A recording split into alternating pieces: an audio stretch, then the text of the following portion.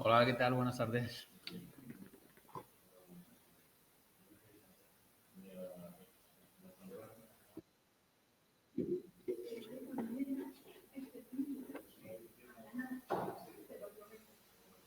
Lo que es el proceso general de la emoción y después ya empezaremos con el tema 5 a meternos a estudiar de forma discreta todas las emociones. Empezaremos por el tema 5, sorpresa, asco y miedo. Pero el tema 4 tenemos que acabarlo. Yo sé que son temas complicados y este tema 4 igual es también algo más. No oímos nada, no se oye nada. Ya empezamos. Sí, se oye. Sí, sí, sí, sí, se oye. No está bien que deis esos sustos, ¿eh? Que el miedo nos atenace. Sí, se oye bien, ¿no? Bien, vale. Bien, pues vamos a empezar con este tema 4. Este tema 4 se trata de las investigaciones que se están realizando o se han realizado y de los paradigmas que se utilizan para estudiar la relación que existe entre emoción y la cognición y en el procesamiento cognitivo. Ya sabéis que el tema 3 acababa con algo de esto. El tema 3 acababa de las relaciones que hay entre la memoria, que es cognitivo, y el proceso emocional. Así que la parte del tema 4 que se dedique a la influencia que tiene la emoción en la memoria, pues os la podéis saltar porque es repetida. Es exactamente igual que la que aparece en la última parte del tema 3. Bueno, vamos a empezar en cómo se estudia y los diferentes paradigmas. ¿Hay alguien estudiando atención? Pues si estáis estudiando atención, veréis que muchos de los paradigmas que se utilizan aquí también se utilizan para estudiar atención. Lo que ocurre es que he adaptado a la emoción. Por ejemplo, se habla del Stroop emocional, de la búsqueda selectiva, de la atención selectiva, pero emocional, del priming afectivo. Todo hay que adaptarlo al afecto y a la emoción. Vale, pues empezamos. Eh, ya sabéis que hay dos posturas enfrentadas. Las posturas de los autores que defienden que la información emocional va por una vía y la cognitiva va por otra vía, y los que defienden que no es pertinente y no tiene sentido distinguir lo emocional de lo cognitivo, porque sabemos que una característica de la atención, y la atención es cognitivo, sabemos que una característica de la atención, y los que estaréis estudiando atención lo sabéis, la atención se pone y es más efectiva y se pone en funcionamiento mucho antes cuando el estímulo que tenemos que buscar y el estímulo que tenemos que seleccionar es significativo afectivamente para nosotros. ¿De acuerdo? De tal manera que cuando yo en una presentación donde hay muchos distractores, yo tengo que encontrar a Wally, si ese Wally para mí es afectivo, y cuando digo a Wally, cambiar Wally porque Wally no tiene mucha característica afectiva. Imaginaros una araña. Si yo tengo fobia a las arañas y me ponen en un panel para que yo encuentre una araña entre un montón de distractores que son neutros, si yo soy fóbico a las arañas, la araña para mí tiene una carga afectiva importante, una carga afectiva y además negativa, porque me dan miedo las arañas. Pues la atención, que es un proceso cognitivo, es muchísimo más eficiente en el fóbico a la hora de buscar la araña que en una persona que no sea fóbica a las arañas. Así que estos segundos autores dicen eh, que no tiene sentido distinguir entre emoción y cognición, porque ambas cosas se interrelacionan y son complementarias. Pero como ya he dicho, hay otro tipo de autores que dicen que la información emocional va por una vía y la función cognitiva va por otra. De hecho, el circuito de Pape que vimos en el primer tema o en el segundo tema defendía eso, ¿no? Yo recibo el estímulo, yo recibo el oso, pero la información del oso llega al tálamo y el tálamo distribuye o lo sube al córtex, que es la información de pensamiento, o lo deriva directamente a la amígdala, que es la información afectiva. La información afectiva siempre es más rápida, la información cognitiva es más lenta. De hecho, la información cognitiva, es decir, la información del oso que llega al tálamo, si quiere subir al córtex para ser consciente de que estamos viendo un oso y del córtex al hipocampo para recuperar de la memoria todo lo que sabemos acerca del oso, eso tarda 25 milisegundos. Sin embargo, la información que va a la amígdala tarda la mitad, tarda 12 milisegundos. Cuando queremos tomar una decisión, ya la información afectiva ha llegado 12 milisegundos antes, la mitad. 12 milisegundos. 12 milisegundos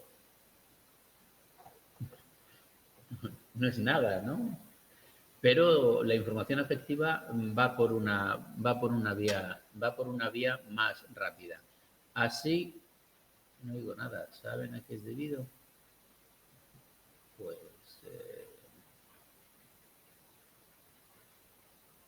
me imagino que sabrá lo de salir y volver a entrar, ¿no?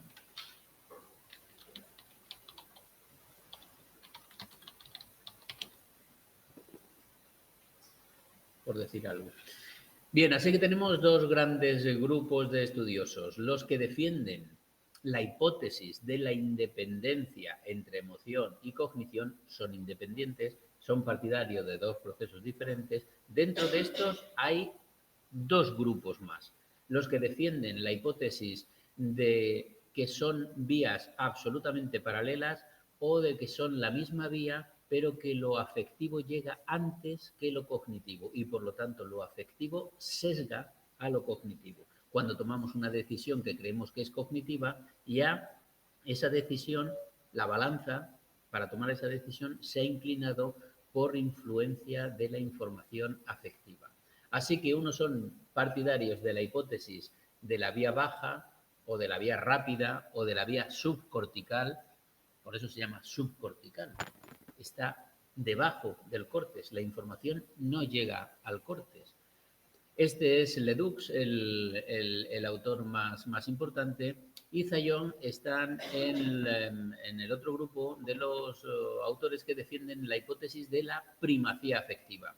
Es decir, información afectiva e información cognitiva va por el mismo camino, pero la afectiva llega mucho antes, 12 milisegundos antes que la cognitiva. Por lo tanto, la información afectiva precede, va adelante y sesga lo cognitivo, que viene a continuación, que es cuando yo ya soy consciente de lo que estoy viendo. ¿De acuerdo? Vamos a ver qué paradigmas utilizan unos y otros. Evidentemente, la hipótesis de la primacía afectiva, el paradigma que utilizan para estudiar esto, porque esto se estudia dentro del laboratorio y todo, el paradigma que utilizan es el paradigma del priming afectivo, que lo veremos un poquito más adelante. Y después, como he dicho, están los otros, que es los que defienden la interacción entre emoción y cognición.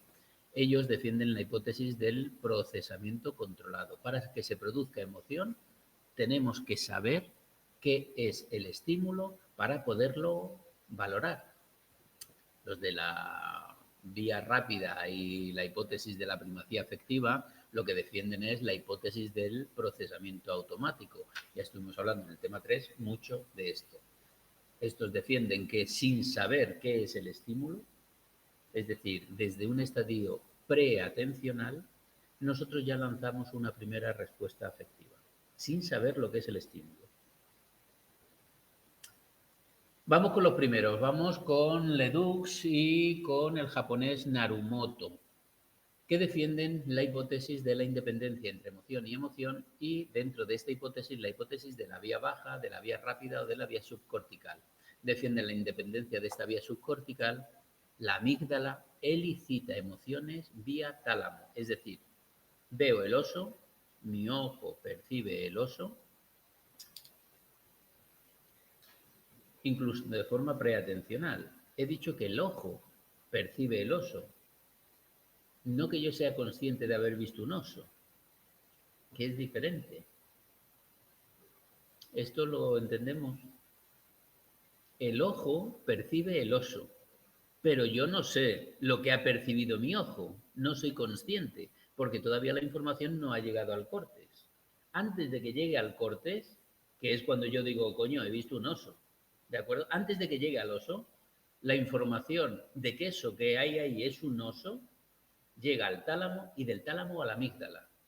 Es algo así como que la amígdala le dice al córtex, oye, que tú todavía no te has enterado de que esto que tienes delante es un oso, dice, pero yo sí. Así que yo voy a ir poniendo en marcha cierta reacción emocional y le voy a ir diciendo, yo amígdala, le voy a ir diciendo al hipotálamo que ponga en marcha todo nuestro sistema nervioso autónomo y decirle a nuestras glándulas que por si acaso ya vayan segregando adrenalina y catecolaminas para que tú puedas echar... Pero tú cortes todavía no te has enterado que es un oso, ¿de acuerdo? Eso ocurre 12 milisegundos antes de que el corte se entere que es un oso. Y cuando el corte se entere que es un oso, entonces ya empieza lo que Scherer dice de la valoración. ¿Qué significación tiene el oso para mí? ¿Qué afrontamiento tengo yo para el oso? Y la compatibilidad esa con las normas. Pero eso ocurre después de que la amígdala se haya enterado de que ahí hay un oso.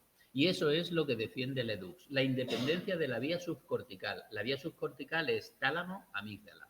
La amígdala elicita emociones vía tálamo antes de llegar al córtex. ¿Cuál es el experimento que hace Ledoux? Pues el experimento que hace Ledoux, siempre que estamos hablando de cosas preatencionales, de formas inconscientes, tenemos que, si lo queremos meter dentro del laboratorio, tenemos que llevar a cabo un procedimiento por condicionamiento clásico, de aprendizaje por condicionamiento clásico, donde se condicionan respuestas que son voluntarias o involuntarias.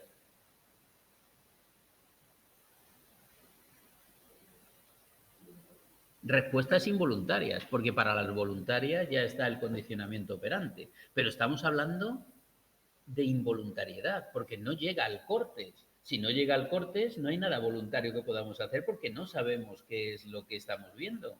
Así que estamos hablando de respuestas involuntarias. Para llevar esto y para estudiar esto dentro de un laboratorio, tenemos que hacerlo a través del condicionamiento clásico. Tenemos que condicionar respuestas.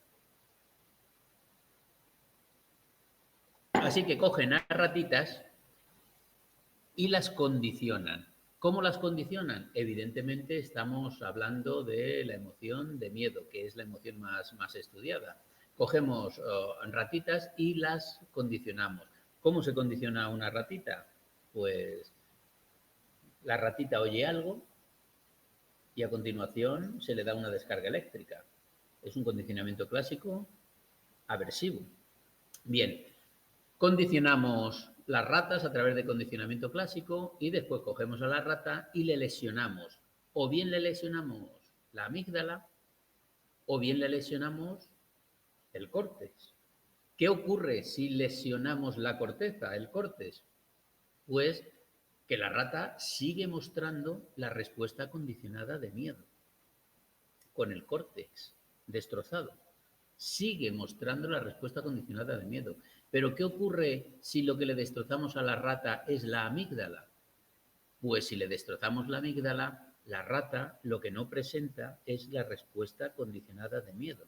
La respuesta condicionada de miedo está absolutamente relacionada con la amígdala. La conclusión es elemental. Existen dos vías diferentes. Una vía rápida, que son ojo, tálamo, amígdala, y una vía lenta, que es ojo, tálamo. El tálamo siempre está. El tálamo es la estación central de comunicaciones.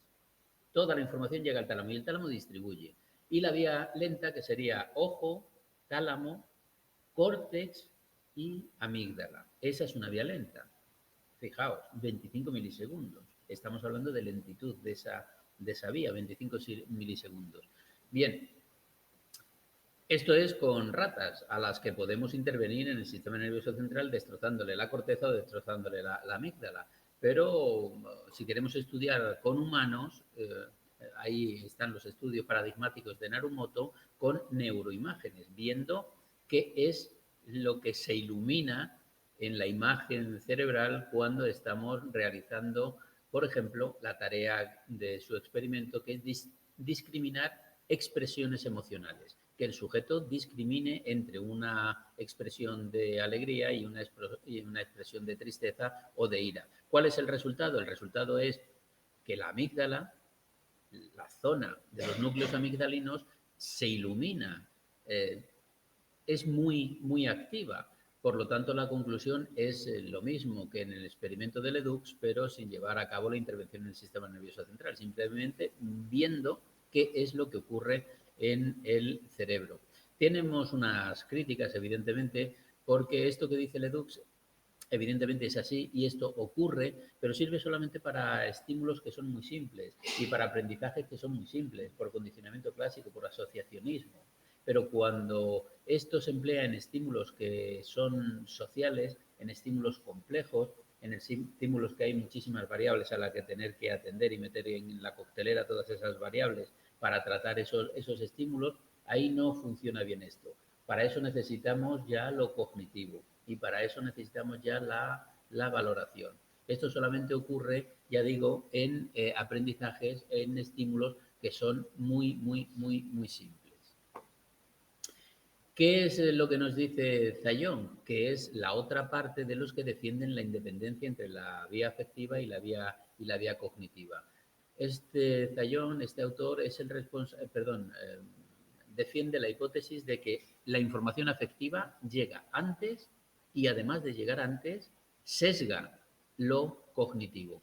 Y para eso utiliza un paradigma, el paradigma se llama priming. Priming se puede traducir por primacía, por eso, ser primero, llegar antes. Y el paradigma, o sea, los estudios de laboratorio siempre tienen esta presentación. Siempre el sujeto experimental está delante de una pantalla y en esa pantalla siempre aparece, para empezar el experimento, siempre aparece un punto de fijación donde el sujeto tiene que fijar sus ojos. Después aparece un estímulo señal, un estímulo prime o un estímulo señal, que es una palabra que tiene valencia afectiva, en este caso paz, valencia afectiva positiva, y después ese estímulo paz se desvanece y aparece el estímulo objetivo, el estímulo ante el cual nosotros tenemos que dar la respuesta, el estímulo target, que suele ser neutro. En esta presentación, en este ejemplo que tengo aquí delante, la palabra que aparece es triángulo. Y yo lo que tengo que hacer es valorar esa palabra triángulo como positiva desde el punto de vista afectivo o negativa desde el punto de vista afectivo. En otros ensayos está el punto de fijación, desaparece el punto de fijación y aparece una palabra afectiva negativa, guerra, y después vuelve a aparecer triángulo. Y lo que nos piden es valorar triángulo como positiva o negativa. Y por último tenemos los ensayos neutros, punto de fijación, se va el punto de fijación, aparece silla, silla es afectivamente neutra, ni positiva ni negativa. Y tengo que valorar la palabra triángulo. ¿Qué ocurrirá en estos tres ensayos diferentes? ¿Valoraremos la palabra triángulo, que es neutra, de la misma forma que en el segundo ensayo o que en el tercer ensayo? Pues cuando el estímulo que precede al target es una palabra positiva desde el punto de vista afectivo, triángulo lo vemos mejor que cuando es guerra y cuando es silla. De hecho, la comparación siempre se establece entre el primer ensayo y el tercero, es decir, palabra positiva con neutra y palabra negativa con neutra. Nunca se compara negativa con neutra porque eso parece de lógica y fácil. Siempre se compara con los neutros. Paz con silla y guerra con silla. ¿De acuerdo? Lo neutro es la línea base, a partir de la cual tomamos las mediciones. El priming es eso. Se dice que hay facilitación cuando la palabra señal, cuando la palabra prime, es decir, paz, guerra o silla, positiva, cuando es positiva, paz, lo estoy oyendo fatal. Hay facilitación cuando la palabra prime positiva facilita la categorización positiva de los targets neutros y cuando la palabra prime negativa facilita la categorización negativa de los target neutros. ¿De acuerdo? ¿Está entendido? Ya digo que los que estén estudiando atención posiblemente tengan más referencia de lo que estoy. ¿Está entendido esto? ¿Sí?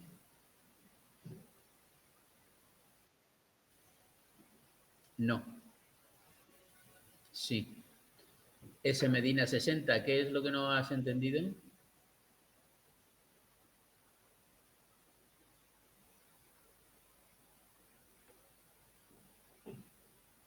Ojo, se me ha olvidado decir, pero la palabra paz, la palabra guerra y la palabra silla,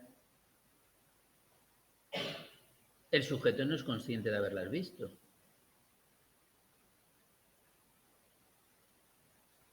¿De acuerdo?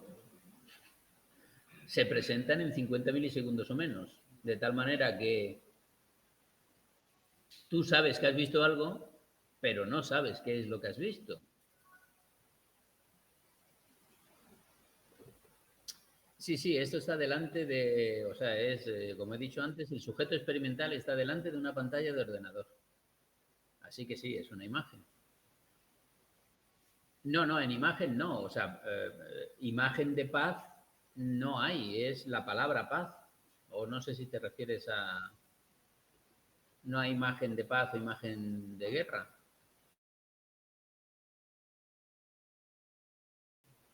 Es la palabra paz o la palabra guerra. Y hay una diferenciación cuando tenemos que decir triángulo, porque triángulo sí que lo vemos. Digo, ahí pone triángulo y me dicen, evalúa afectivamente triángulo. Y yo digo, pues afectivamente triángulo es algo positivo para mí. Bien, pues cuando aparece la palabra paz, digo que triángulo es positivamente afectivo para mí, en comparación cuando aparece silla, que es algo neutro. No, no percibimos paz y no es target positivo. El target es triángulo, que es neutro. ¿Leemos paz? No, no, no leemos paz. Paz sale, ¡pum! Y yo no sé lo que ha salido. Lo pongo aquí debajo por si las palabras se las lleva el viento. El efecto priming se interpreta como automático por la breve presentación del estímulo prime. El estímulo prime te lo presentan muy brevemente y por lo tanto tú no lo puedes, no eres consciente de haberlo visto. Se presenta de forma, muy bien, lo explican mejor que yo, Gallardo 95. Se presenta de forma subliminal, como hacían con los anuncios de Coca-Cola en el cine antiguamente. Si aparece guerra, percibimos el triángulo como negativo, eso es. Si aparece paz, como positivo, siempre en comparación con los ensayos neutros, es decir, con donde aparece silla como prime, ¿de acuerdo? Hemos visto los dos autores que defienden la independencia de la vía afectiva. Se asocia, de acuerdo. Y vamos a pasar a los autores que dicen que no tiene sentido distinguir entre lo automático y lo controlado, porque ya he dicho, una de las características de la atención que es cognitivo es dirigirse de forma rápida y de forma eficaz a los estímulos que para nosotros son afectivos, pero los tenemos, es decir, es de forma voluntaria, no de forma automática, los tenemos que interpretar. Por eso dicen que una propiedad de la atención es dirigirse hacia los estímulos afectivos y eso hace que sean procesados, pero procesados de forma voluntaria, de forma más rápida que los estímulos que son neutros. Por lo tanto, defienden que la cognición y la emoción no son antagónicos, sino complementarios. En este sentido, hay una serie de autores cognitivistas y dentro de los cognitivistas constructivistas que desarrollaron lo que se dio en llamar el New Loop, entre ellos Brunner y Postman. Brunner el de la izquierda y Postman el de la derecha. Y lo que vienen a decir estos autores es que incluso la percepción, el proceso perceptivo, que es absolutamente cognitivo, no es el registro puro y duro de la realidad, sino que es el registro de la realidad más lo que nosotros aportamos en base a nuestras expectativas, a nuestras experiencias, a nuestro pasado. Y para eso hay infinidad eh, de experimentos que así lo corroboran. Hay un experimento paradigmático que es una persona físicamente fuerte y una persona físicamente débil subiendo una loma, subiendo una montaña. Y se le pregunta a los dos, ¿cuánto crees tú que mide la montaña que vamos a tener que subir? La montaña es la montaña. La montaña mide, pero unos dicen, el débil dice que la montaña mide muchísimo más de lo que informa el fuerte. El fuerte físicamente dice la montaña mide 1000 metros y el débil físicamente dice pues ahí hay 4000 metros como poco lo que voy a tener que subir. Es decir, que la realidad es una, pero nosotros no percibimos la realidad, sino percibimos la realidad más lo que nosotros aportamos. Esto en su día yo lo llamé que es eh, la apercepción. Si yo os pongo esto y yo os digo, esto es una botellita, una botella que tiene una imagen. ¿Qué es la imagen que hay aquí? ¿Y qué me decís? ¿Una? Un acuario. Ah, una pareja, sí, una pareja. Incluso podemos decir que está en actitud erótica. Incluso podemos decir que el hombre está por detrás de la mujer, rodeándola con sus brazos. Podemos decir eso incluso, ¿no? Claro. Pero esto lo percibimos nosotros, que tenemos 30, 40, 50, 20 años, ¿no? Pero si tú esto se lo presentas a un niño de 5 años, posiblemente, muy posiblemente, el niño de 5 años te diga que aquí lo que hay es un montón de delfines. Papá, papá, aquí hay un montón de delfines. Claro, él ve delfines. Y no sería conveniente que él viera una pareja en actitud erótica. Eso lo vemos nosotros. Pero el niño no sería normal que viera una pareja en actitud. Enseñarle esto a tu niño de 5 años y te diga, papá, que hay una pareja en actitud erótica. Pues eso no sería normal. Es normal en nosotros, pero el niño vería un montón de delfines. Aquí está la cola del delfín, la cabecita de un delfín, aquí está la cabecita de un delfín, la cola del delfín, otra cabecita de delfín, otra delfín y otro delfín. Deberían muchos delfines.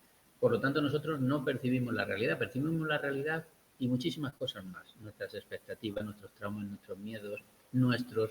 Así que cada uno de nosotros vemos una cosa diferente. Y esto es lo que defienden estos autores, que incluso la percepción está influenciada por lo afectivo.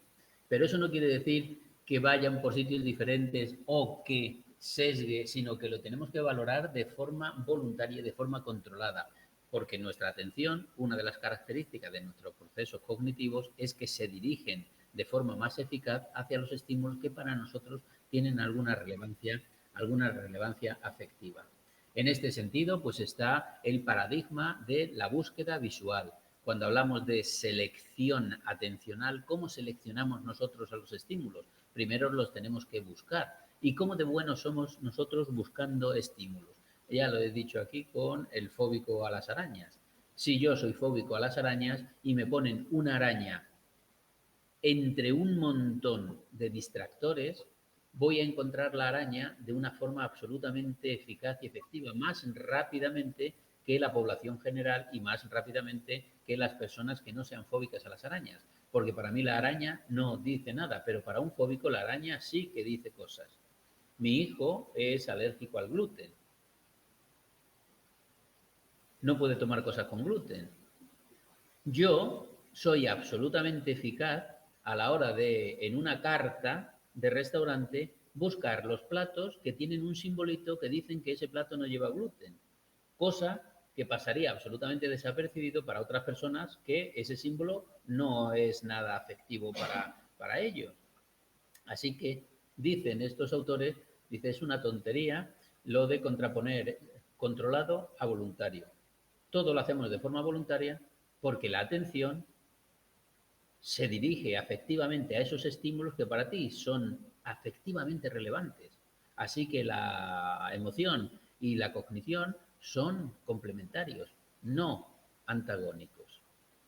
Y este es el experimento que hace Oman. Oman dice que encontrar serpientes y arañas es más rápido que encontrar otros estímulos. Ya sabemos que hay unos estímulos que están filogenéticamente preparados para provocarnos miedo a toda la población. Son restos de la evolución filogenética y son restos que nos quedan. A cualquiera de nosotros nos dicen en una presentación con muchos distractores que busquemos a un Wally y ese Wally busca a una serpiente, un dibujito de serpiente, o busca un dibujito de araña, o busca un dibujito de una cara enfadada y lo vamos a encontrar de forma muchísimo más fácil que si nos dicen busca un triángulo o busca una silla o busca un círculo, porque son estímulos neutros. Pero además, si la persona tiene una fobia a esa araña, lo va a encontrar muchísimo más rápido que lo hace la población general, ¿vale?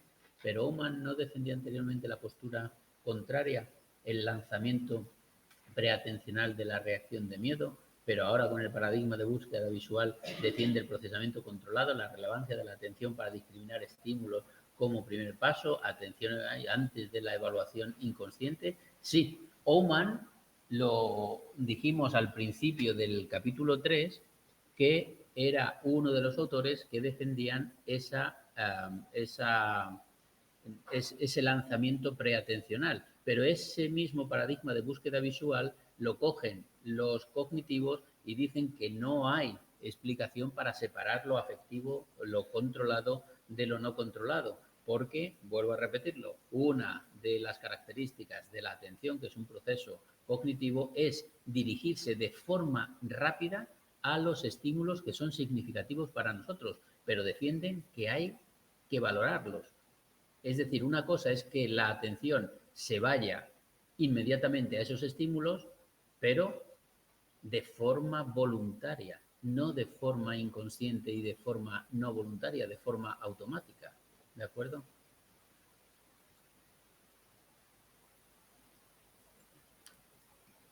Así que la emoción y la cognición están relacionadas y son mutuamente influyentes. Aquí de lo que estamos intentando poner de relieve son las diferentes teorizaciones acerca de cómo la emoción influye en la cognición. Y para eso el libro destaca 3 teorías. La teoría del modelo de redes asociativas de Bower, basada en cómo se organiza nuestra memoria, y las conclusiones ya las sabemos porque hemos estudiado en la parte final del capítulo 3 la relación entre memoria y emoción. La teoría del afecto como información, es decir, la información afectiva, tratarla como una información más a tener en cuenta a la hora de tomar decisiones. Y la última, que es la que a mí más me gusta y es más completa, que es el modelo de la infusión del afecto. Y cuando hablo de infusión, hablo de infusión. Es una metáfora. Hablo de una bolsita de té o una bolsita de hierbas, ¿de acuerdo? ¿Cómo influye la emoción, que sería la bolsita, en la cognición? Y la cognición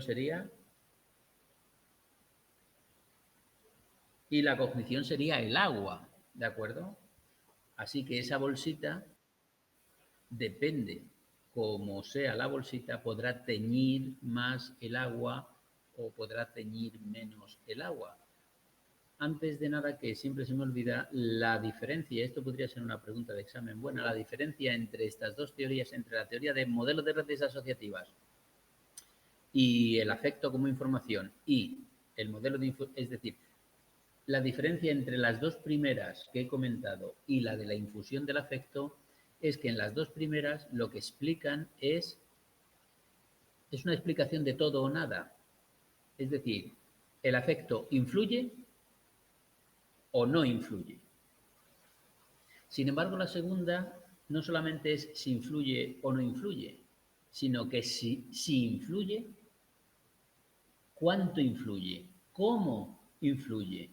O sea, hay una gradación, ¿de acuerdo? Uno es sí o no y el otro es sí y de qué forma, cuánto, mucho, poco o regular, ¿de acuerdo? Y esa sería la infusión, la infusión del afecto. ¿Cómo de cargado está el té? Eso, mucho o poco. Y eso va a depender de algo. Ahora lo veremos.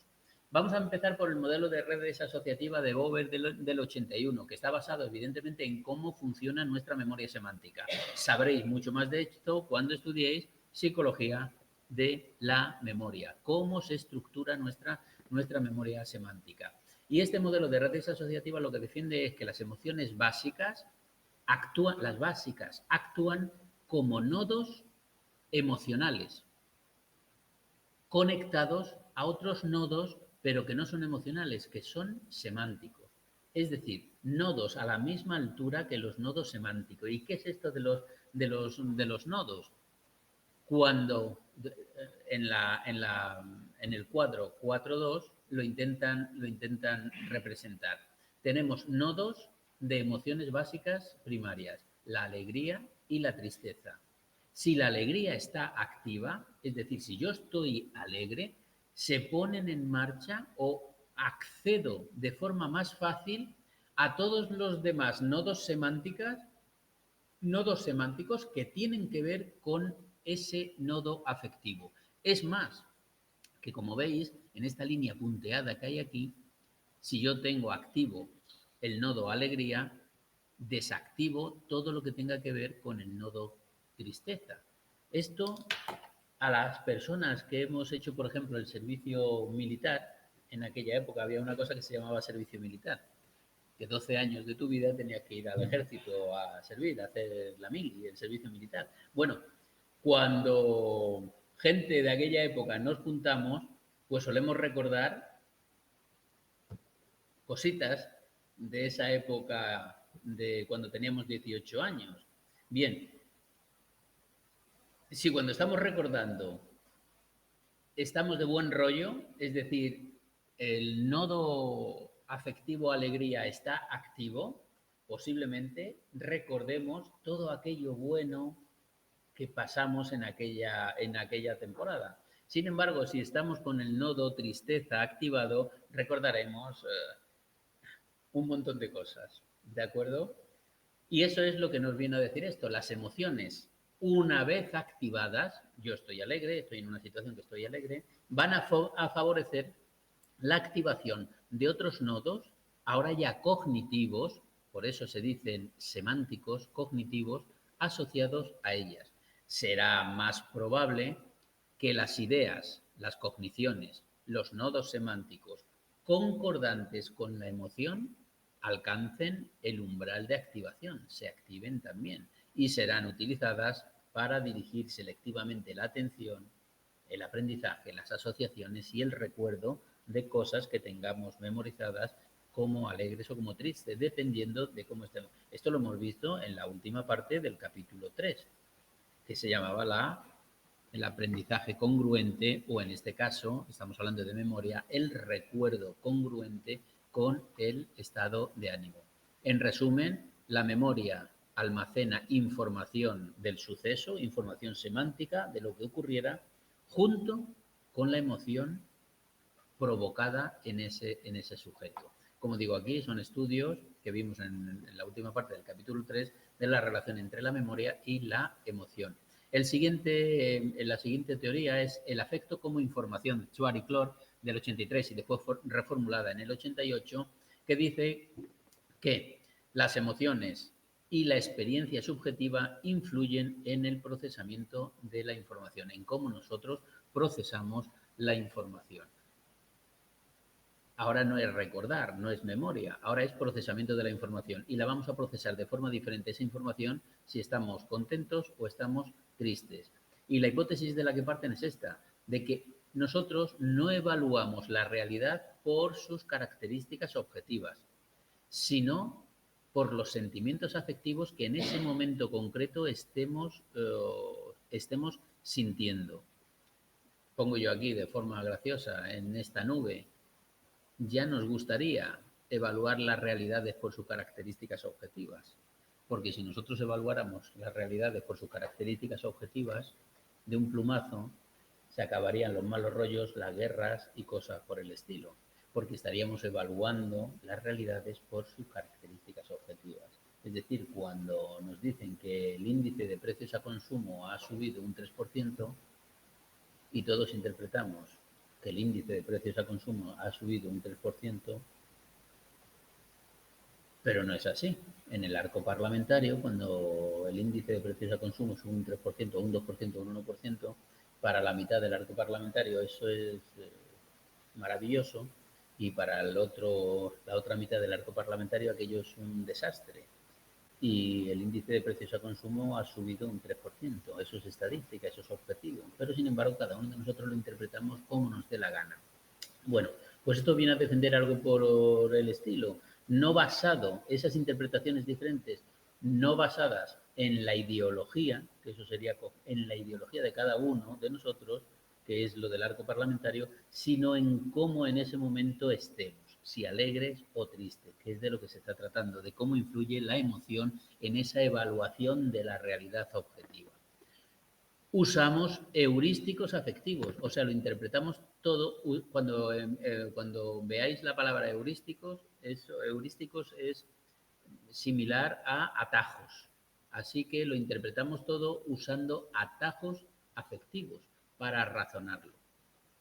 Esto sería una congruencia entre el estado de ánimo y los juicios valorativos. Ya digo, no es la memoria congruencia del estado de ánimo con el recuerdo o congruencia del estado de ánimo con la memorización. Aquí sería congruencia del estado de ánimo con las valoraciones, con los juicios valorativos.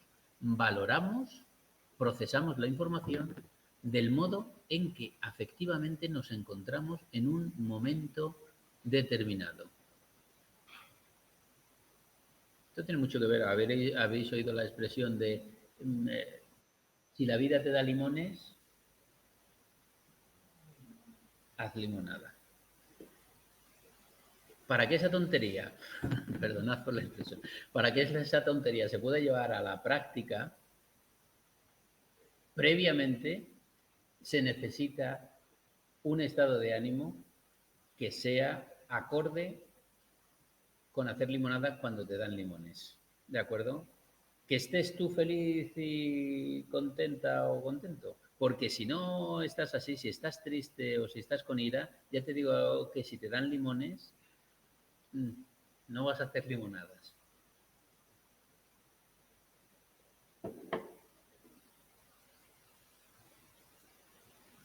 Y después entramos en la infusión del afecto.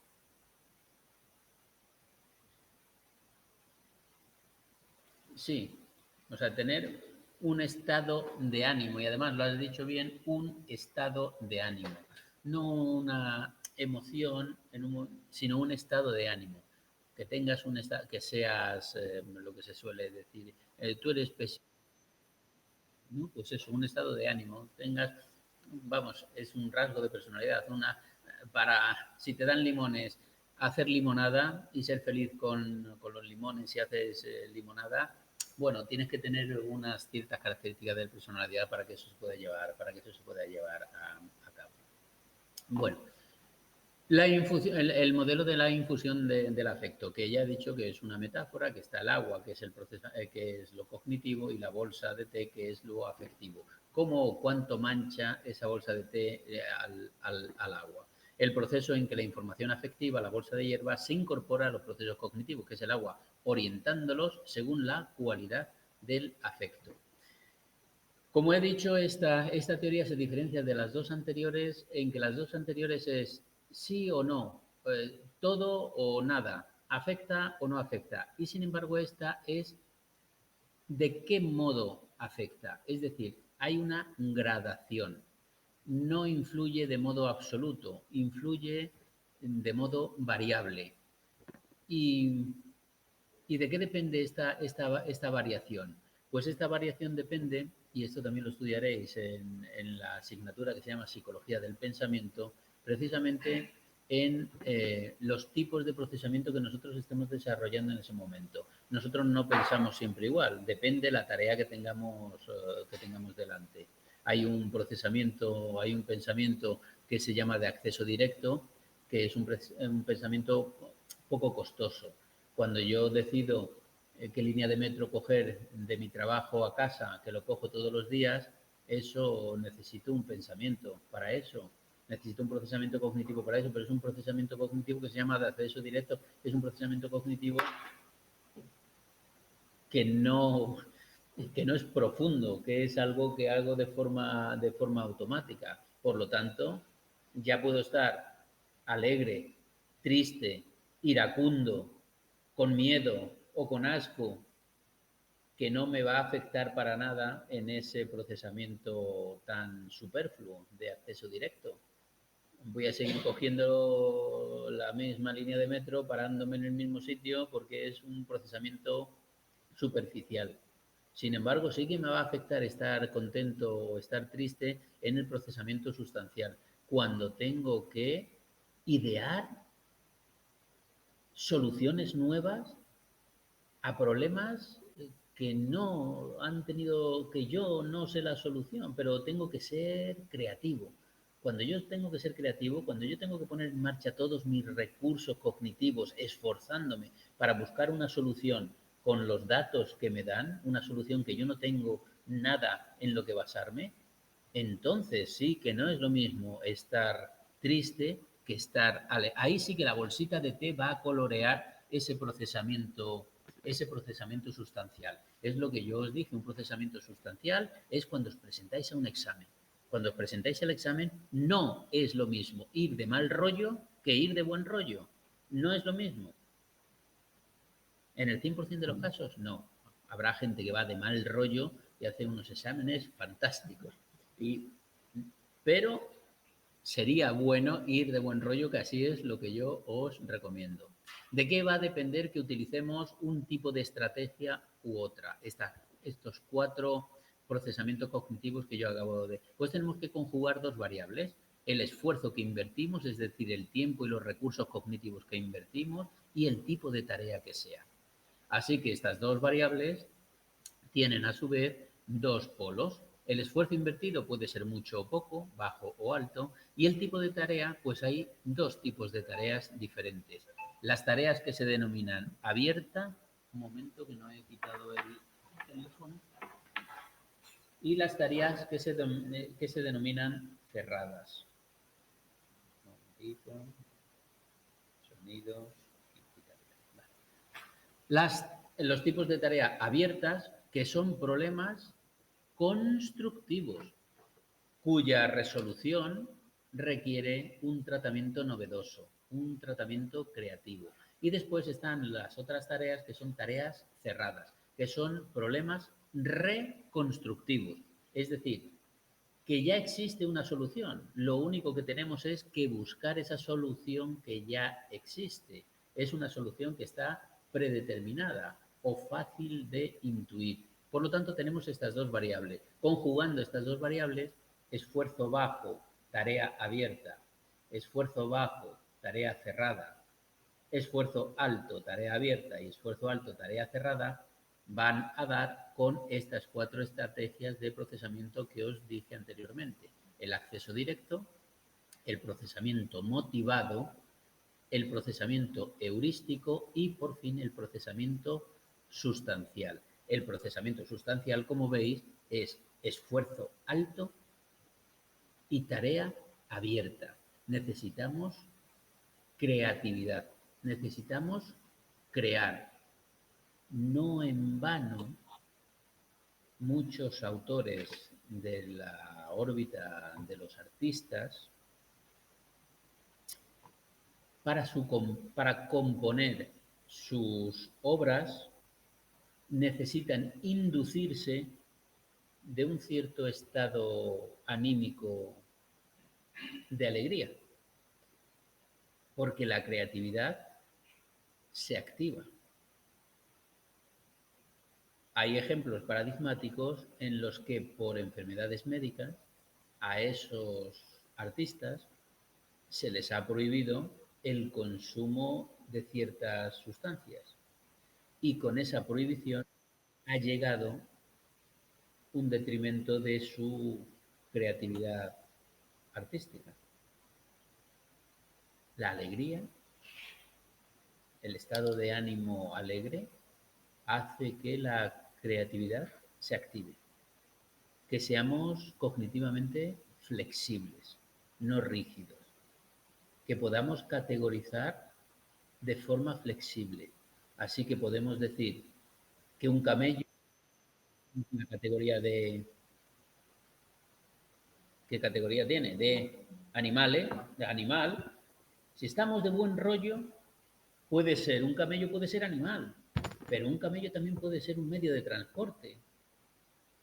Nuestras categorías no son rígidas, nuestras categorías son flexibles. Cuando nuestro estado de ánimo es, es de alegría. Evidentemente, si estamos hablando de una gradación de cómo influye el afecto en la cognición, no influye nada o muy poquito en el acceso directo, influye más en el procesamiento motivado, influye más en el procesamiento heurístico y en el que más influye, evidentemente, es en el procesamiento sustancial. Ahí sí que el afecto es, influye mucho en la estrategia, en la estrategia cognitiva.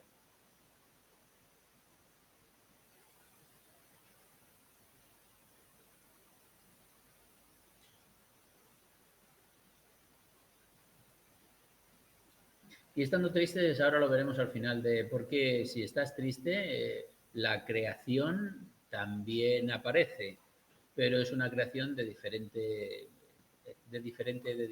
tipo. Y con eso acabaremos este tema. Bueno, ¿cómo influye la emoción ahora en la atención? Estamos hablando en la atención. Y para eso hay diferentes paradigmas. Ya digo que todo esto se estudia en laboratorio. Hay diferentes paradigmas y vuelvo a repetir que los que estén estudiando atención sabrán de qué estamos hablando de forma más rápida, de los que ya hemos hablado.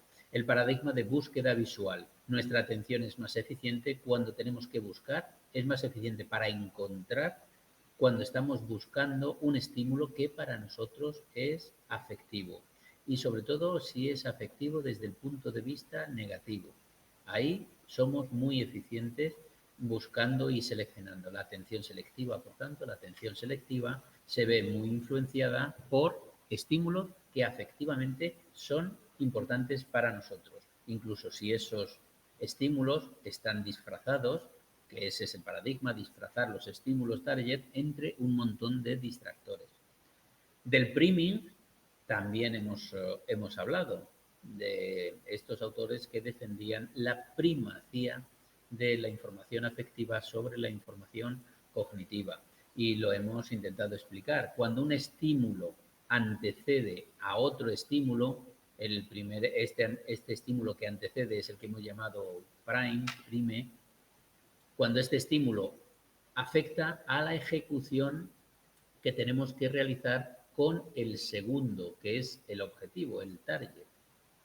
Así que decimos que hay una primacía, una afectación positiva, un priming positivo, cuando la palabra prime positiva afecta a la categorización positiva del estímulo target neutro y al contrario, negativo afecta a la categorización negativa del target neutro. ¿De acuerdo? ¿Os acordáis de esto que hemos visto? No es para no estar repitiendo siempre lo mismo. De lo que no hemos hablado es de este paradigma, del efecto Stroop. ¿Alguien sabe qué es el efecto Stroop? Stroop es un autor estudioso del proceso atencional. A la postre, tildado de una persona que comulgaba con ideas nazis. Pero eso no nos interesa en este caso. ¿Sabéis lo que es el Stroop? Bueno, pues el efecto Stroop es cómo influye automáticos en los procesos voluntarios, en los procesos controlados. Y este señor ideó un test que nos da muchísima información de cómo funciona nuestra inhibición. Porque aquí de lo que se trata es de inhibir los procesos voluntarios. Es decir, los procesos que nosotros tenemos que llevar a cabo porque queremos, esos hay que inhibirlos. Perdón, tenemos que inhibir los automáticos. Estos que vienen de forma automática sin llamarlos, esos tenemos que inhibirlos. ¿Cómo de buenos somos inhibiendo esos procesos automáticos en beneficio de los procesos voluntarios? Así que idea un test que es que tú tienes que leer una palabra que significa un color, por ejemplo la palabra rojo, pero escrita en azul. Así que lo que tú tienes que decir es, cuando te presentan una palabra, ¿qué es lo que te sale de forma automática? Lo que te sale de forma automática cuando te presentan una palabra es leer la palabra. Eso es lo automático. Te presentan una palabra, pues la lees. Te presenta la palabra rojo, rojo. Eso sale automáticamente. Ideomotoramente están muy relacionadas el estímulo palabra con la conducta leer la palabra. Pero aquí te dicen que no leas la palabra, sino que digas el color en el que está escrita la palabra. Claro, eso es sumamente fácil cuando rojo está escrito en rojo. Pero cuando rojo está escrito en amarillo, tú lo que tienes que decir es amarillo y no leer la palabra rojo. Es decir, lo automático lo tienes que controlar, lo tienes que inhibir para hacer lo que tú quieres hacer, que es decir el color de la tinta en el que está escrita la palabra. ¿Me vais siguiendo? ¿Sí? Este es el Stroop clásico. El Stroop, la atención. Pero aquí no es el Stroop clásico, aquí tiene que ser el Stroop afectivo. Así que te presentan una palabra neutra, triángulo. Te presentan una palabra afectiva positiva, abuelo. Te presentan una palabra afectiva negativa, mierda, o bomba, o guerra. ¿De acuerdo? Pero tú no la tienes que leer. Tú lo que tienes que decir es el color en el que está escrita la palabra. Hombre, es mucho más fácil que el Stroop clásico, porque no hay contradicción entre el significado y el color. Pero ¿qué es lo que ocurre cuando tú tienes que decir el color en el que está escrito la palabra triángulo y la palabra mierda o la palabra guerra y la palabra abuelo o la palabra paz?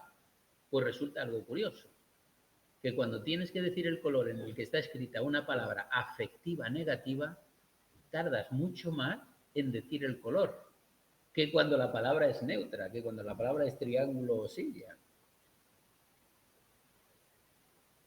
¿No os parece curioso? Y ocurre, siempre ocurre eso. Dime el color en el que está escrita la palabra guerra. Pues ¿cuánto tardo? Tardo 15 milisegundos.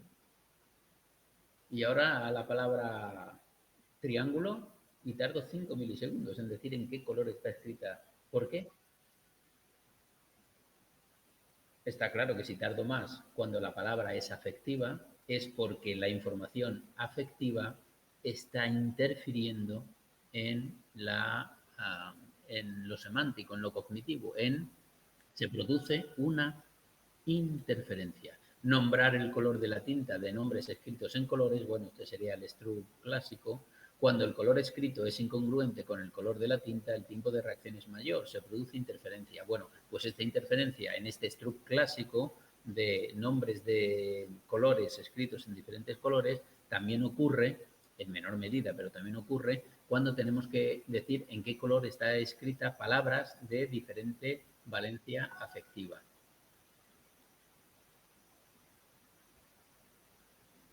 No, lo que hay que inhibir, lo que hay que inhibir es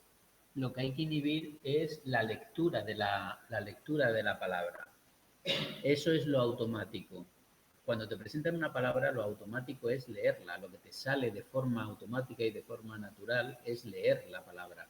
Y eso precisamente es lo que no tienes que hacer, leer la palabra. Lo que tienes que hacer, que es lo que te piden, lo que tienes que hacer es decir en qué color está escrita la palabra.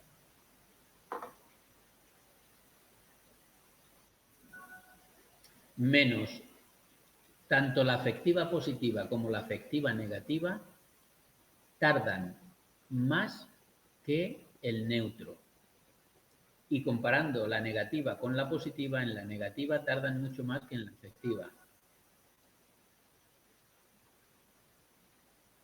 Se llama efecto Stroop no a la transferencia, se llama efecto Stroop a la interferencia, no la transferencia. Eso es, sí, interferencia. Cuando se da esa interferencia, eso es efecto Stroop. Le han puesto el apellido del señor.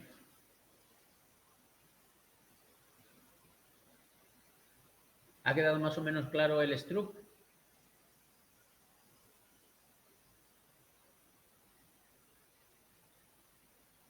Sí. Vale.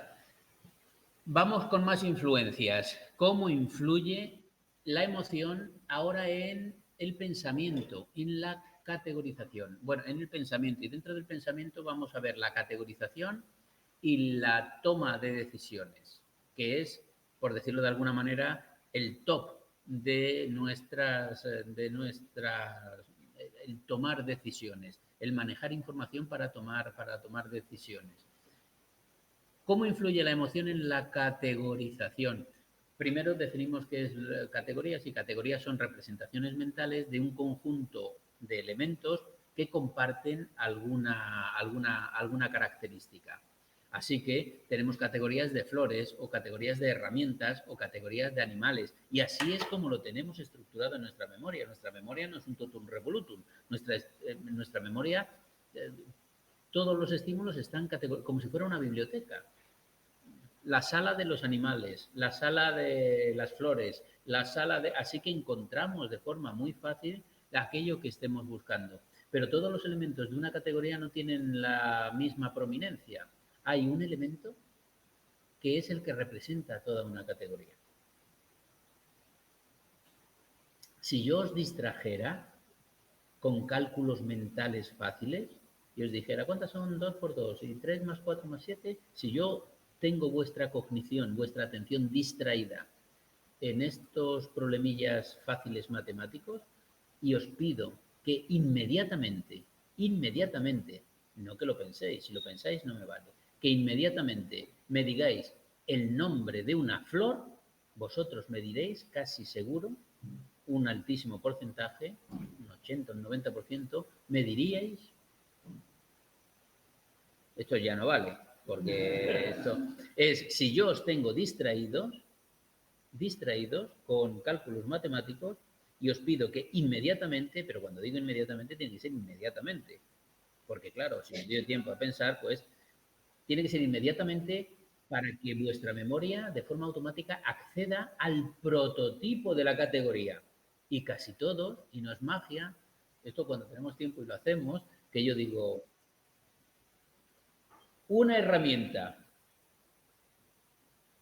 y el 90% de los que estáis aquí me decís martillo.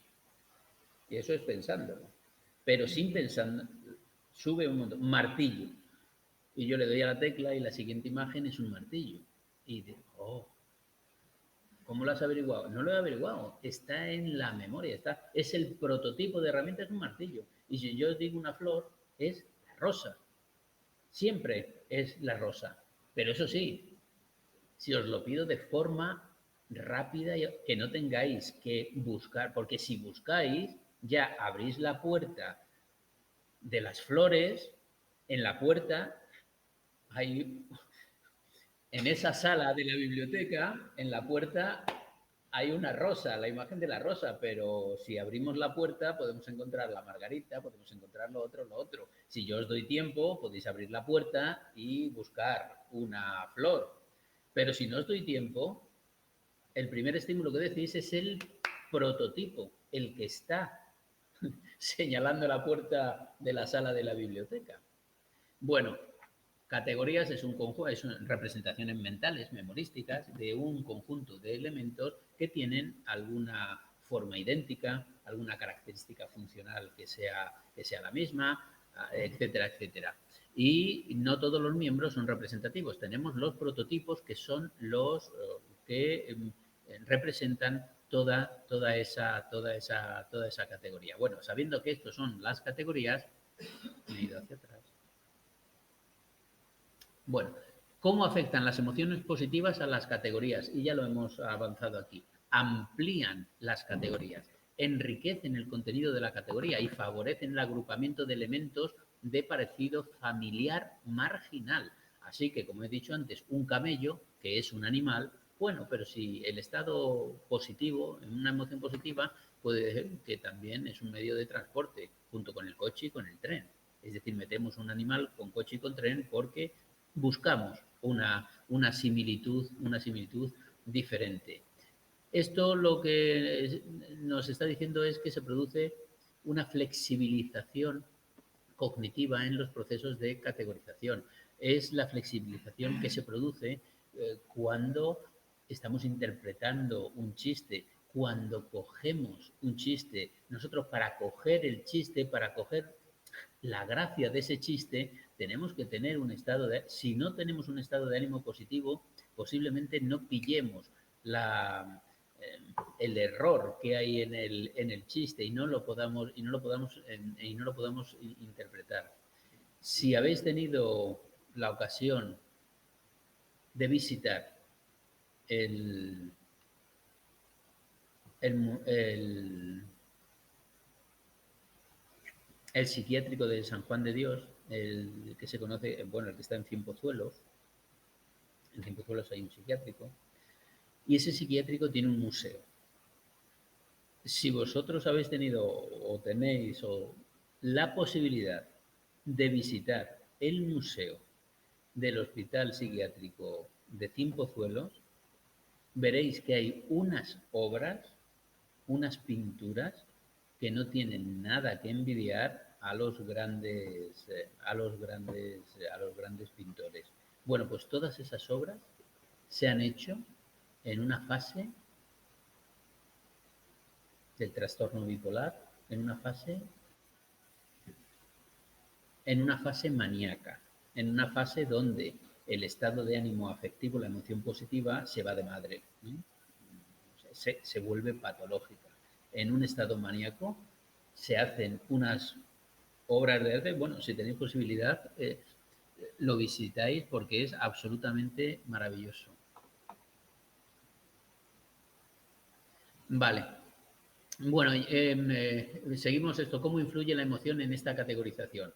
Las categorías, como he dicho antes, se forman por semejanza perceptuales, es decir, que lo percibamos, que sean unas formas, unas estructuras que sean iguales o que sirvan para lo mismo, pero también podemos utilizar la emoción como un elemento más para establecer categorías, de tal manera que las emociones la podemos utilizar como criterio de coherencia conceptual, es decir, los estímulos que desencadenen la misma emoción se pueden agrupar en categorías de respuesta emocional, aunque pertenezcan a categorías diferentes. Por ejemplo, una mascota o un día soleado o una excursión activan una emoción común que es la alegría y por lo tanto podemos meter a esta mascota, a este día soleado y a esta excursión en una categoría de cosas que me producen alegría. Y atendiendo a la atención selectiva, podemos reorganizar categorías atendiendo a las características afectivas de sus miembros. Por ejemplo, clasificar caras por su expresión emocional y no por si pertenecen a hombres o a mujeres. Esto también se puede hacer, es decir, utilizamos la emoción como un criterio más para establecer categorías, no solamente por las semejanzas perceptuales, que es lo que habitualmente se suele hacer, por las estructurales, que es lo que habitualmente se puede hacer, o por las funcionales, que es lo que habitualmente se suele hacer, sino que también podemos establecer un nuevo criterio para establecer esas categorías, aunque no pertenezcan a categorías perceptuales, estructurales o funcionales, sino porque elicitan la misma emoción y por lo tanto hay estímulos que facilitan la misma emoción que se pueden establecer en una nueva categoría. El hospital se llama, creo que San Juan de Dios, es el hospital de Cienpozuelos. San Juan de Dios, sí. Vale. Y en la resolución de problemas, pues como ya lo hemos dicho, flexibilidad cognitiva, creatividad y por lo tanto a la hora de resolver problemas es muchísimo mejor el estado de ánimo positivo que el negativo. Con estado de ánimo positivo, ojo, son estos experimentos se hacen con estados de ánimo inducidos. Es decir, no son estados de ánimo naturales, sino que se inducen. Y hay diferentes maneras de inducir estados de ánimo. Incluso se utiliza la hipnosis para inducir estos estados de ánimo. Pues con estado de ánimo positivo las soluciones son más creativas, esto es repetir lo que hemos dicho, e innovadoras ante problemas. La organización cognitiva es abierta, es flexible, es compleja. No utilizamos tantos utilizamos más heurísticos. Tenemos lo contrario de la flexibilidad. Tenemos menor fijeza que con un estado de ánimo neutro. Y esto no se debe a una percepción sesgada o a que estemos utilizando un procesamiento de información no sistemático. No, se debe única y exclusivamente a esta flexibilidad cognitiva que nos hace tener un estado de ánimo positivo. Ya sabemos, y volvemos otra vez al famoso marcador somático de Antonio Damasio. No podemos hacer la pregunta famosa, ¿no? ¿Decidimos en base a la razón o al corazón? Pongo corazón entre comillas, porque desde luego el corazón no interviene aquí para nada, es un musculito, pero bueno, pongo corazón porque la pregunta que se hace de forma vulgar, ¿no? ¿Decidimos en base al corazón o a la razón? Bueno, decidimos en base a la razón o a la emoción, es lo que debería aparecer ahí. Pero utilizamos la palabra corazón porque es lo que utilizamos habitualmente. Bueno, pues cada vez hay más evidencia y en esto Antonio Damasio y su marcador somático puso mucha luz, que el hedonismo, la motivación, sí, cuando estudiamos motivación, todos los autores vienen a coincidir en que el hedonismo es el mayor. ¿Qué era hedonismo? El hedonismo era... Bueno, el hedonismo no es un placer. Bueno, sí, es lo que nos gusta y lo que no, pero ¿qué era en emoción? Perdón, en motivación, ¿qué era el hedonismo? Lo tratábamos como un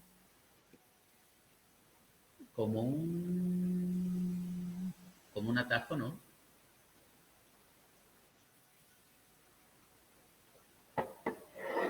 Como un determinante de la conducta motivacional. Y dijimos que era un determinante interno o externo. ¿Habéis aprobado motivación? ¿Interno o externo? Era, no motivo, era un determinante interno. Bien, pues cada vez hay más evidencia de que el hedonismo, la motivación hedónica es acercarnos a lo que nos gusta y alejarnos de lo que nos disgusta. Eso es el hedonismo, acercarnos a lo que nos gusta. Bueno, pues hay más evidencia de que el hedonismo, la motivación hedónica, está detrás de las decisiones, de muchas de las decisiones que tomamos. Aunque estas conductas sean contrarias a lo normal, por ejemplo, conductas delictivas, conductas de riesgo, te ofrecen un placer inmediato, incluso aun sabiendo que a la larga tienen consecuencias negativas. Pero el hedonismo es un determinante potentísimo y ponemos en marcha conductas que son conductas de riesgo, pero que son placenteras para nosotros y por lo tanto la ponemos en marcha. Este es el experimento que yo os dije en su día acerca de los delincuentes recalcitrantes, que se ha probado que no tienen ese marcador somático del que hablaba Antonio Damasio. Por condicionamiento clásico, figuras eróticas, descarga eléctrica, las personas normales, cada vez que aparecía una figura erótica, se le activaba la conductancia porque iban a esperar una descarga eléctrica. Pero, sin embargo, para estas personas hedónicamente extremas, hedónicamente, y los delincuentes habituales y recalcitrantes están en esa tesitura, su marcador somático no funcionaba. Aparecía la imagen que estaba vinculada con la descarga eléctrica y su cuerpo no reaccionaba. Su conductancia de la piel seguía de la misma forma. Vale, pues ya sabemos que la toma de decisiones es un proceso que está determinado, evidentemente, claro, aquí no queremos quitar a la razón del medio, por factores cognitivos, analizamos los pros y los contras, lo ponemos en una balanza y vemos, pero añadimos los factores emocionales. Y los factores emocionales, este marcador somático, lo que hace es optimizar el proceso de la toma de decisiones, resaltando lo bueno de lo malo.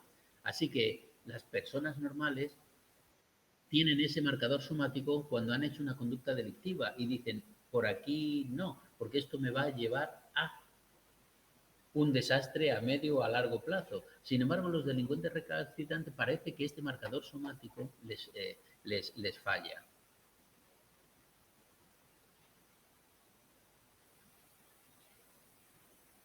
Y acabamos entonces, basándonos en la determinación hedónica, nuestras tomas de decisiones son irracionales. No es que sean irracionales, volvemos a la diapositiva anterior. La toma de decisiones es un proceso determinado por factores cognitivos, evidentemente, por factores cognitivos.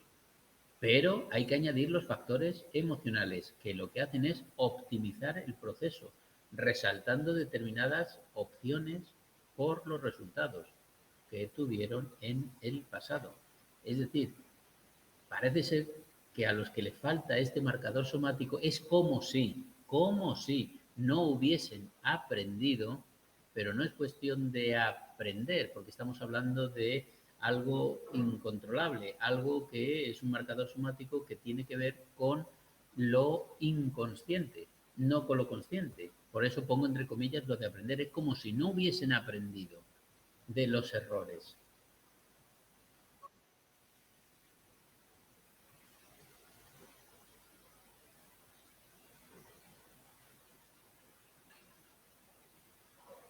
Pero si no los han pillado. No se trata de eso, el marcador somático no se trata de eso, de si los han pillado o no los han pillado. Y por último, ¿qué pasa con este elemento, con esta tristeza? Todo es malo, todo. Desde luego, la emoción es hedónicamente negativa, porque a nadie le gusta estar triste, pero como hemos dicho en muchas ocasiones, desde el punto de vista adaptativo, es absolutamente necesaria la tristeza. De hecho, en esta película, de donde está sacada esta imagen, es precisamente esta tristeza la protagonista que pone solución al problema que se trata en esta peli. Bien, con un estado de ánimo negativo lo que utilizamos son menos atajos, menos heurísticos que con el estado de ánimo, es decir, somos más reflexivos. Con un estado de ánimo positivo somos más reflexivos. Negativo. Cuando yo he dicho aquí que hay algunos psicólogos que decimos que para tratar a un paciente primero hay que deprimirlo, si no viene ya deprimido, claro. Si viene deprimido está bien. Pero si no, hay que deprimirlo. Porque con un estado de ánimo positivo no hay reflexión, no hay introspección. Y por lo tanto, lo primero sería deprimir a ese paciente para hacerlo precisamente más reflexivos, más introspectivos. Nos volvemos sobre nosotros mismos. Vale que estamos tristes por un problema, pero nos ponemos una coraza y empezamos a pensar sobre lo que nos está pasando a nosotros. Y en ese pensamiento de lo que nos está pasando a nosotros podemos encontrar soluciones. Pensamos en nuestros errores y los corregimos. Investigamos mejoras, pero para eso tenemos que meternos hacia adentro. Y en cuanto a la creatividad artística, que hemos dicho que en este hospital pues hay verdaderas obras de arte con la fase maníaca, pues también en fase de tristeza hay creatividad artística. Podemos apelar a este movimiento literario, ¿no? En todas las novelas del romanticismo. Eso es un estado de ánimo deprimido el que te lleva a escribir esas novelas del romanticismo. O los lo que hacemos en la adolescencia, que se me ha ido, cuando escribimos en nuestros diarios. Es un diario. Todo eso es una creatividad, es una acción creativa, pero que tiene que ver con el estado de ánimo deprimido. O sea, que un estado de ánimo deprimido es, ya digo, hedónicamente negativo, eso sí, pero desde el punto de vista adaptativo es absolutamente necesario y pone solución a lo que no, en esta película, lo que no pudo poner solución, la pispireta de la emoción de alegría. Hasta que esa niña, no sé si habéis visto la película, pero hasta que la niña, que es la que tiene el problema, no rompe a llorar y no entra en depresión, no se produce la solución. Porque antes la niña estaba en la ira, en ir en contra de lo que sus padres que le habían mudado de casa y le habían hecho obligado, claro, han tenido que mudar de casa. Bueno, la niña estaba en la ira, en la negación, en la confrontación con los padres. Hasta que la niña no se deprime, hasta que la niña no llora, no viene esa solución. Bueno, y con esto acabamos el tema 4. El próximo lunes empezamos con el 5.